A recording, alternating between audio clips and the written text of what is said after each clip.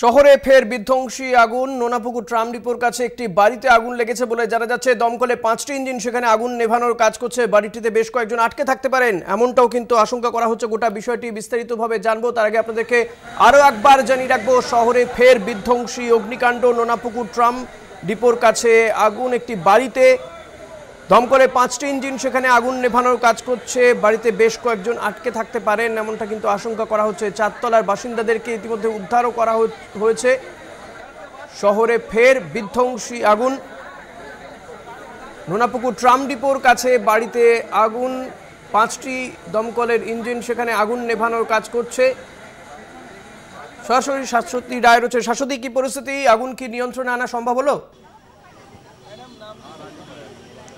দেখো, এখনো পর্যন্ত কিন্তু 3 তলার যে অংশে আগুন লেগেছে সেখান থেকে অনর্গল ধোঁয়া বেরোতে দেখা যাচ্ছে। দমকল কর্মীরা এর 4 তলায় যে বাসিন্দারা ছিলেন তাদেরকে ইতিমধ্যেই বার করে আনতে সক্ষম হয়েছেন এবং শুধুমাত্র বড়রা নয়, 2জন শিশুও কিন্তু সেখানে আটকে ছিল। তাদেরকে কিন্তু দমকল কর্মীদের তৎপরতায় বার করে আনা সম্ভব হয়েছে। তবে যারা এই বিল্ডিং এর বাসিন্দা তারা দাবি করছেন যে এই বিল্ডিং এর যে 3 তলায় আগুন লেগেছে সেখানে একটি ফ্যান তৈরির কারখানা ছিল। শুধুমাত্র ফ্যান তৈরি নয়, সেখানে প্লাস্টিকের বিভিন্ন দ্রব্য মজুদ ছিল এবং তার পাশাপাশি অনেকের দাবি যে এই বিল্ডিং এর ভেতরে একটি চামড়ারও কারখানা ছিল। অর্থাৎ সবটাই কিন্তু একেবারে দাহ্য বস্তুতে মজুদ এবং একটি রেসিডেন্সিয়াল বিল্ডিং এর মধ্যে রেন্টের মাধ্যমে এই সমস্ত কারবার চলছিল বলে অভিযোগ তুলছেন স্থানীয় বাসিন্দারা। এবং যার জেরে হঠাৎ বিকেলবেলা কিন্তু হঠাৎ করে একটি বিকট আওয়াজ হয় এবং এই ওই 3rd ফ্লোরের যে অংশে আগুন লাগে সেখানে শুধুমাত্র যে কারখানার কাজ হতো তা নয়, মানুষজন সেখানে বসবাস করতেন। অর্থাৎ বলাই যায় যে একটি ভয়াবহ অগ্নিকাণ্ড দেখতে পাওয়া যায় এবং সেই মুহূর্তে দমকলের 5টি ইঞ্জিনের তৎপরতায় কিন্তু এখনো পর্যন্ত আগুন নিয়ন্ত্রণে আনার কাজ চলছে এবং যে সমস্ত বাসিন্দারা আটকে রয়েছেন তাদেরকে বার করে আনা সম্ভব হয়েছে। আমি সৌমেন থেকে দেখাতে বলবো এই মুহূর্তের ছবিটা। ভেতরে এখনো পর্যন্ত যে আগুন নেভানোর কাজ সেটি কিন্তু চলছে। এই অংশ দিয়ে ওপরে গেছেন দমকল কর্মীরা এবং সাইডের একটি অংশ দিয়ে যে অংশে দেখা যাচ্ছে যে অনর্গল ধোঁয়া বেরোতে, সেই ছবিটা একবার দেখাবো। ক্যা থা উপর, ক্যাসে আওয়াজ আয়?